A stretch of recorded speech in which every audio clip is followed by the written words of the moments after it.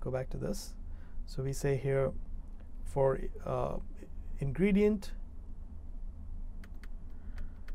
in result page dot find all li every list item tag with a class underscore equals ingredient, and we get a list back, a result set back that contains all the ingredients, and from each element of that we get the text and append it to the list of ingredients. So at the end of this we should have a list of ingredients.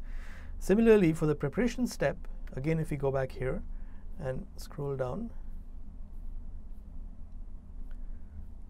and we see there are steps 1, 2, 3, 4. So I'm going to just again right click on this and do inspect element, and it says class equals preparation step, and we find each preparation step is in a list item with class equals preparation step. So we can just pull that out exactly like we did with ingredients. So now we say for preparation step in result page dot find all, and we get the every list item that has class equals preparation step, and then extract the text from it. And just because there's a lot of text, and we can take a look at this actually. So if I print this over here,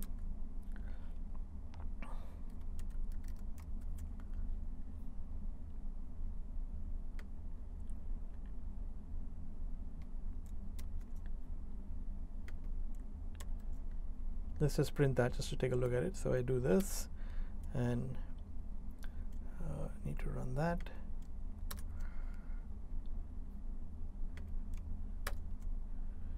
You notice that we're getting this lot of white space in the beginning, and it doesn't look really, really nice, and you want to clear that. So we can use this very handy function called strip. What strip does is it strips all white spaces in the beginning or at the end of a string, and in fact it'll strip the \n as well, and that makes our results look much nicer. So if I do this and do this, so now we get everything, ingredients, all this stuff, and the preparation steps no longer have the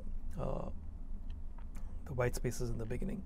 So we've got that, and then once we do that, we want to create the dictionary that we're going to send back. We already created the empty dictionary, so what we do is we add the ingredients, we add a key called ingredients and give its value as ingredient list, and add another key called preparation and give its value as prep steps list. So now we have a dictionary that contains two elements, the ingredients and the preparation, two keys, and each key has its value there.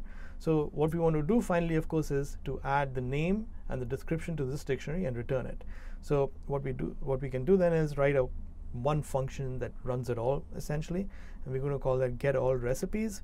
So what that will do is it'll call get recipes, and remember get recipes returns that list that contains the name of the recipe, the description, and the link. And then so that's what all recipes is, and then from all recipes we'll iterate through that, take every recipe in turn and get the dictionary that contains the ingredients and the preparation steps, and pass to that function get recipe info, pass the URL. So recipe 1 is the URL, right, the second element in our tuple.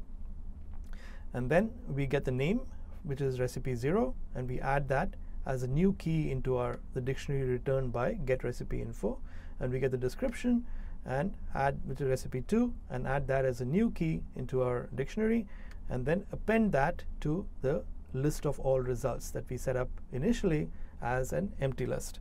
So we do this and run that, and we get a list of all our recipes that contain the name of the recipe, the description, the preparation step, and all that kind of stuff, right? We can test this out to see what happens if I give it a non-existent set of recipes. So if I go here and I type, what I call it, get all recipes,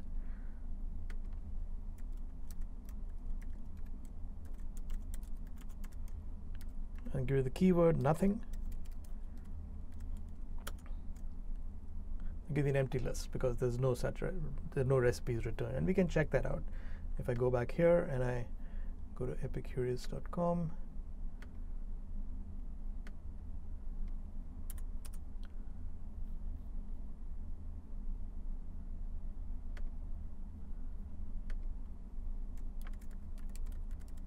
type nothing, I get no recipes. I get gallery, article, menu, article, but there are no recipes at all, right? So we don't care about articles and stuff like that. So that's pretty much it. That gets us our solution. And